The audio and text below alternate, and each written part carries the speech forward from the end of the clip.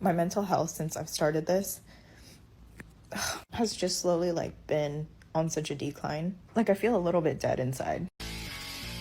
OnlyFans is shutting down. It's currently under investigation by the DOJ, and it looks like we are going to see them acting very, very soon. It's been a very active investigation. We're going to go ahead and listen to this because not only is the platform being shut down, but also members, people who use the platform, create content on the platform, they are currently being investigated by both the IRS as well as the DOJ Tax Evasion Division. Let's go ahead and jump right into the video and hear what's going on.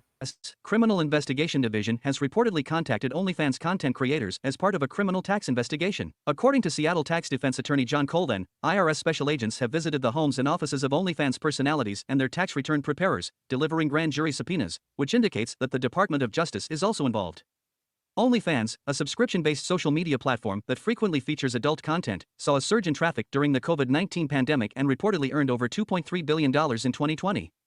Some of the platform's highest-grossing content creators, among the 1.6 million total content creators, are now facing questions from the IRS and the Department of Justice Tax Division.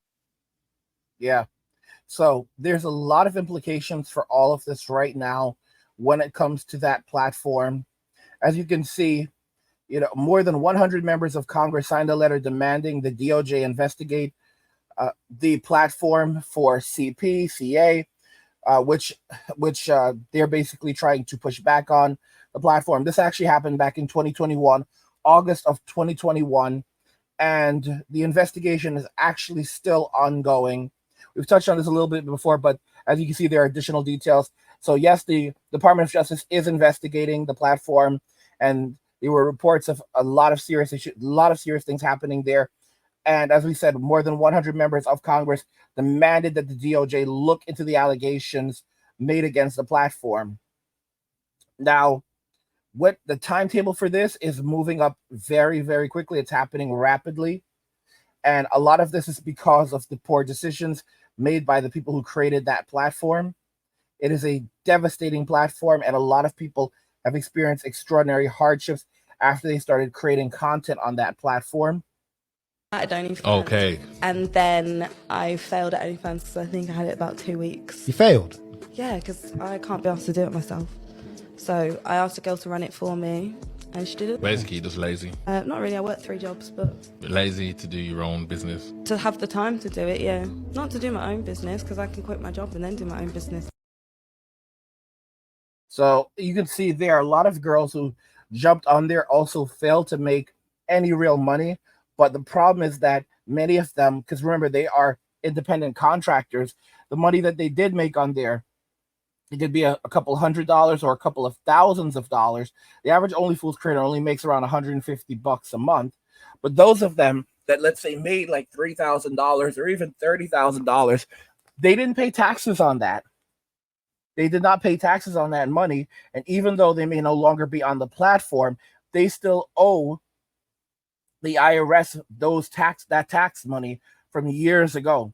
They are OnlyFools content creators who are losing their homes and so forth because they didn't pay their taxes. And now, they made a bunch of money. So they might have made $100,000 on the platform, and then everything dried up. And they purchased homes. They didn't have any financial literacy, but now they're not making any more money, right? Because, their fans are gone. They flunked out. They failed out on the platform, but the IRS is now coming for that money from 2 or 3 years ago. So if they pulled in $300,000, they've already blown all $300,000, but they owe the IRS easily $75,000 or more. $75,000 to $100,000, and they don't have it. In some cases, even more than that. And they don't have it, nor do they have any way of actually defending themselves because they can't even afford an attorney. All of that money was spent. Usually these girls will go and buy a car that they can't afford, go and buy a house that they can't afford, and believe that they're going to be able to survive off this forever. One thing that Jeremy from the Courting talked about is a lot of content creators on YouTube, large content creators that have millions of subscribers, are brokies because they have zero financial literacy and they try to live off the money that they make And then when things start to go down, their channel dips or they're not able to make content anymore, everything goes downhill. There's so many of these content creators who they still have their channels. Their channels have well over 1 million or millions of subscribers, and they can't come up with even a couple $100 to save their name, to save their lives. It's absolutely insane. And that's because, they put all of their eggs in one basket. They don't diversify. They don't invest. They don't live below their means. They treat it like a piggy bank. One of the reasons why I work so damn hard is because I've learned just how hard life is. And I'm not going to sit here and pretend like I'm special. When I first started on YouTube, I made so much money that it was literally a piggy bank. I would only work when I needed money, and then I could just chill and do nothing. I'd work very, very hard for like a few weeks, sometimes just a few days. And over the course of a few days, I could make enough money sometimes just to do nothing for 2 or 3 months. And then when I needed money, I'd just come back and work some more and then leave again. And this is what a lot of people do. And I'm not proud of it, but it's just my experience. Okay? If you're a successful YouTuber, these are the things that end up happening. But you don't plan ahead for the future. You find yourself in a situation where you don't even have 3 months rent, or you come back and your audience is no longer there. They've already moved on. There's so many implications, and women are treating OnlyFools like it's a piggy bank. They can just do it when they feel like it. Like, bro, if you can't do OnlyFools, right? If you cannot be consistent on OnlyFools, then forget about it. There's not much else you're going to be able to do, because so many of these young women, they cannot even be consistent on that platform. And then there's the mental health issues that arise just being on that platform. And by the way, guys, if you're enjoying the content, consider checking out my newsletter for my personal thoughts and insights. It's linked in the description of the video. And also, we're over on Locals now. We have the Angry Guy community over there where we can talk amongst ourselves, share our ideas. And if you want to support the channel and get access to exclusive content, go and check out my Locals community, angrygalaxy.com. There's a link to it in the description of the video. Check it out. You will not be unhappy. OnlyFools basically gaslit a lot of these women, but truth be told, many of them thought that they were taking advantage of OnlyFools when OnlyFools really took advantage of them. The guys that created OnlyFools are the world's largest they are the largest PIMPs in the world, 100%. Okay? And the mental health implications that this platform has on young women who called it empowering is very interesting. All of these women are now going to find Jesus while still talking about empowerment. And then when they go to the church, they want to find a man who is very wealthy, 6'6" guy. Why does that sound like the mark of the beast? He's at least 6 feet tall, makes about 6 figures a year, and has a 6-pack. And that's not the man that they love. That's the man that they want. Think about that very carefully. And just because they need you doesn't actually mean they want you. They need you. That's the man that they need, more or less. That their emotions tell them, because they need a guy who has all of this money so that he can give them all the things that they want. They need a guy that has a 6-pack, so then they find him at least remotely interesting. They need a guy that's at least 6 feet tall, so they feel smaller when they're with him, right? And other people will say, "Oh wow, look how she got that guy." It's all about status. She doesn't actually love the guy. And the guys that she actually loves, this is something that, like, even Fresh and Fit don't talk about this. The men that she actually loves, they don't have to have a 6-pack. They don't make 6 figures a year. These are brokies, okay? A lot of these dudes are not even 6 feet tall. Some of these dudes are 5'5", 5'5". The guys that she loves look more like this guy. In fact, they're exactly this guy, okay?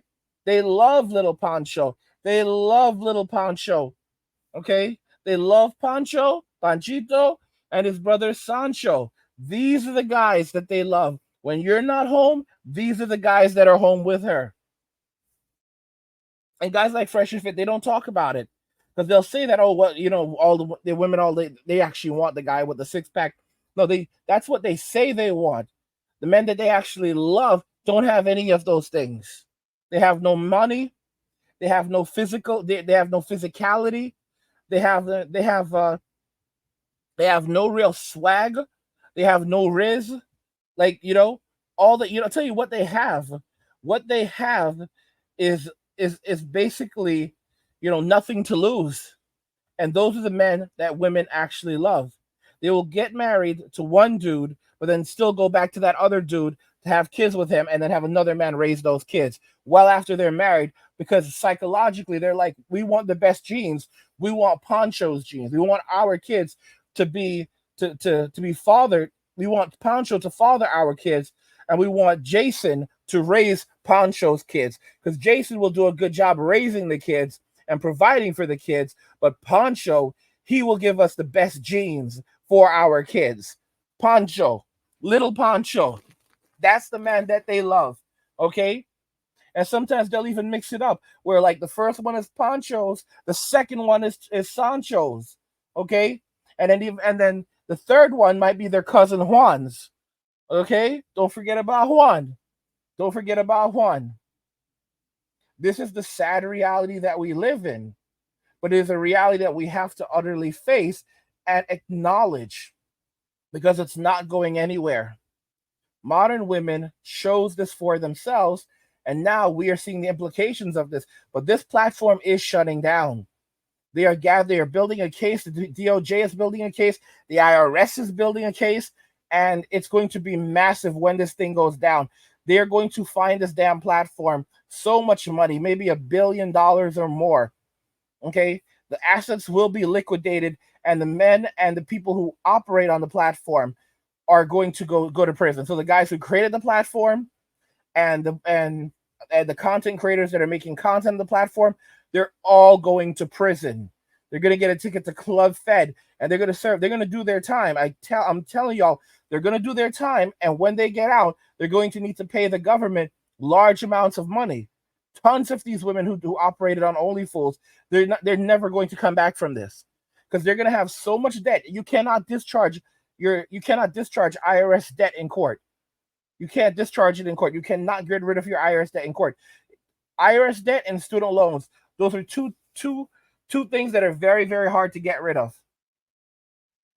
Two things very, very hard to get rid of. And seldom will they forgive them. Okay? So when they get out of prison, when all of these creators get out of prison, they're still going to owe the IRS tons of money, tens of thousands of dollars, hundreds of thousands of dollars, especially in this inflation and at this time in our lives. It's crazy, but even a couple $1,000s, a lot of these girls won't be able to come up with that. And their expectations of the man that they're going to deserve is going to be so sky high, it won't be possible. So they're off these platforms now, but they are not going back to living the normal life. So what are they going to do? They're going to go to the street, and they're going to make their money off the street. Okay, they're going to work his evening delights, because that's the only way they're going to be able to make at least a couple $1,000 in a single day. And for many of them, it won't ever be enough, because they make $3,000, they spend $5,000. They make $3,000, they spend $5,000, 2 on credit cards. And they just keep going and going and going until they can't go anymore. And then when everything goes downhill and they're facing consequences, they'll blame men for these consequences and say that they're not the ones who should be going through this, and the state needs to do more to help them, because women are not good at consequences. All right? They like privileges without responsibilities and accountability. And that's why we are very much in the situation we're in right now. What do you guys think regarding this? OnlyFans is shutting down. Let me know your thoughts, and we'll talk about it in the comments. Like the video if you like it. Don't forget to subscribe, and if you like the video, share the video, and just remember that all roads lead to MWA. Men walking away, and cheers.